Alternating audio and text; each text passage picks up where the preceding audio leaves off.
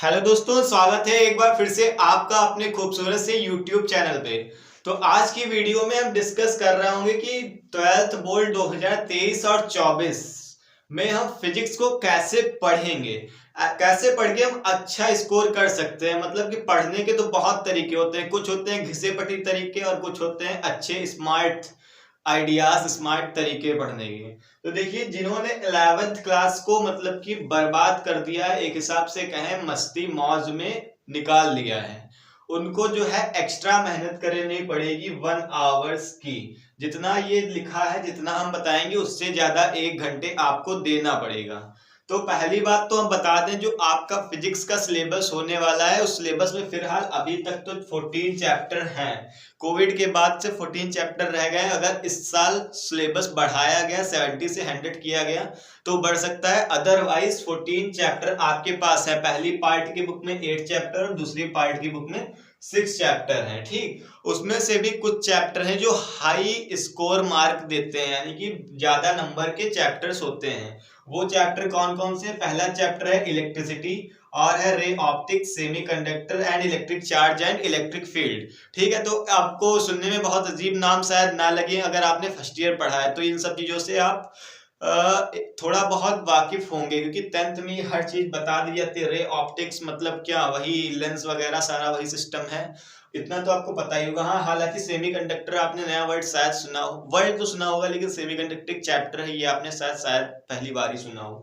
तो अब आपको करना क्या है, देखिए, आपको सबसे पहले एनसीईआरटी को लाइन बाय लाइन करना है। जनरली देखिए, आपको अगर कह के चलें कि आपको कितने घंटे देने हैं फिजिक्स को, तो आपको एटलीस्ट 2 आवर पर डे के तो देने ही देने हैं फिजिक्स को। अगर आपने इतना टाइम दे दिया है तो आपके अच्छे मार्क्स, मतलब कि कह सकते हैं 90 अबव आ सकते हैं। ये 2 आवर जो है ये सेल्फ स्टडी के होने चाहिए। मतलब कि इसमें आप स्कूल के नोट्स नहीं लिख रहे होंगे, ऑनलाइन वीडियो लेक्चर नहीं देख रहे होंगे। ठीक है, आप इसमें केवल अपना और अपना प्रैक्टिस कर रहे होंगे। इस प्रैक्टिस में शायद आप अपना रिवीजन कर रहे हो या फिर न्यूमेरिकल लगा रहे हो, कुछ भी आप कर सकते हैं। ठीक, तो आपको एटलीस्ट 2 आवर्स डेली के चाहिए ही चाहिए। और अपना सिलेबस जो है, यानी कि 14 चैप्टर, इनको 5 मंथ में, यानी कि 5 मंथ में हर हाल में कंप्लीट कर लेना है। उसके बाद आपको जिस 5 मंथ में नोट्स, थ्योरी और एक बार रिवीजन भी कर लेना है। मतलब कि ये रिवीजन कुछ इस तरीके का होगा कि अगर आपने आज 2 टॉपिक पढ़े हैं तो उन टॉपिक का हमने रिवीजन कर लिया है। और लाइन बाय लाइन किसकी पढ़ने की बात हो रही थी, नोट्स कैसे बनेंगे। नोट्स बनाने के लिए पहला वे तो ये है कि आप स्कूल से बना लें जो टीचर ने आपके बनवाए हैं।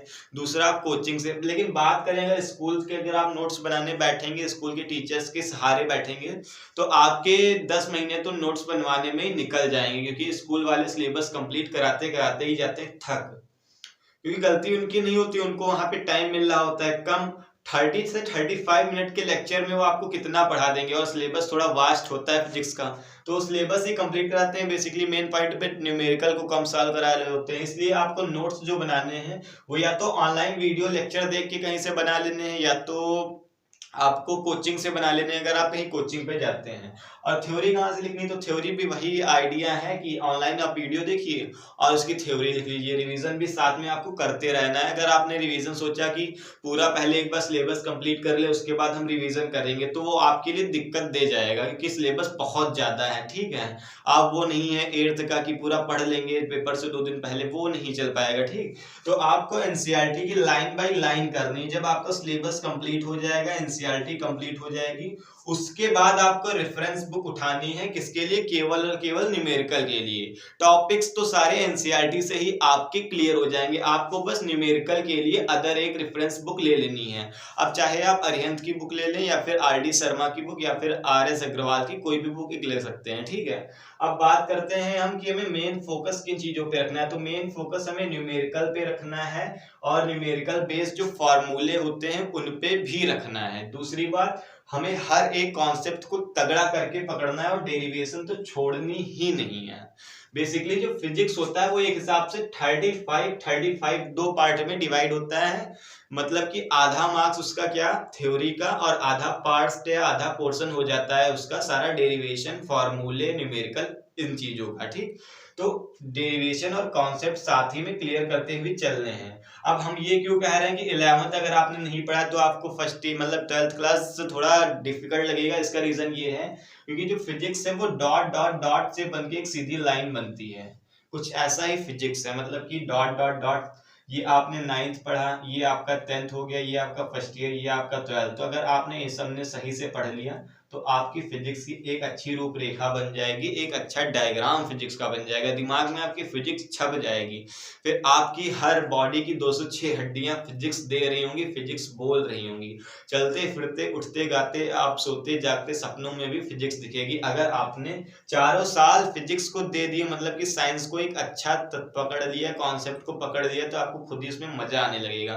क्योंकि फिजिक्स है क्या, फिजिक्स एक डेली लाइफ में जो होता है वही तो फिजिक्स में पढ़ते हैं हम लोग। तो फिजिक्स बोरिंग होने का कोई चांस ही नहीं बनता है ना। उसके बाद क्या करना है, हमने सारा कोर्स कंप्लीट कर लिया, सिलेबस हो गया हमारा, रिवीजन हो गया। उसके बाद लास्ट के जो हमारे पास 3 मंथ बच रहे होंगे उसमें हमें 10 ईयर, पिछले 10 साल में जितने भी प्रीवियस ईयर के क्वेश्चन है उनको सॉल्व कर लेना है। ठीक, तो इतना आपका ये तरीका है। फिजिक्स मतलब प्यार, और प्यार को कैसे पाना है, उसको पाने का ये वे है। ये आपका रोड मैप कह सकते हैं, एक हिसाब से 90+ का ही है अगर आप ऐसे पढ़ते हैं। रही बात कि अगर आप स्कूल से सिलेबस, मतलब स्कूल वाले टीचर से अपना थ्योरी ना लिखें या अपना नोट्स ना बनाए तो आप कहाँ से बना सकते हैं। तो आप ऑनलाइन लेक्चर देख सकते हैं हमारे ही चैनल यानी H2 की दुनिया पर। 25 मार्च से हमारा कोर्स यानी सिलेबस स्टार्ट हो जाएगा 12th क्लास का, और एटलीस्ट 5 मंथ में सारा कवर हो जाएगा विथ न्यूमेरिकल के साथ में। ये नहीं कि केवल टॉपिक क्लियर हो रहे होंगे, आपको न्यूमेरिकल भी कराए जा रहे होंगे। ठीक, तो याद रखिएगा 25 मार्च से आपको आना है, वीडियोस देखना है और वीडियोस में अपना सजेशन देखना है कि देना है कि क्या इंप्रूवमेंट हमें करना चाहिए। ठीक है, तो मिलते हैं अगले वीडियो में। इस वीडियो में इतना ही, तब तक के लिए टाटा, गुड बाय, ओके, जय हिंद।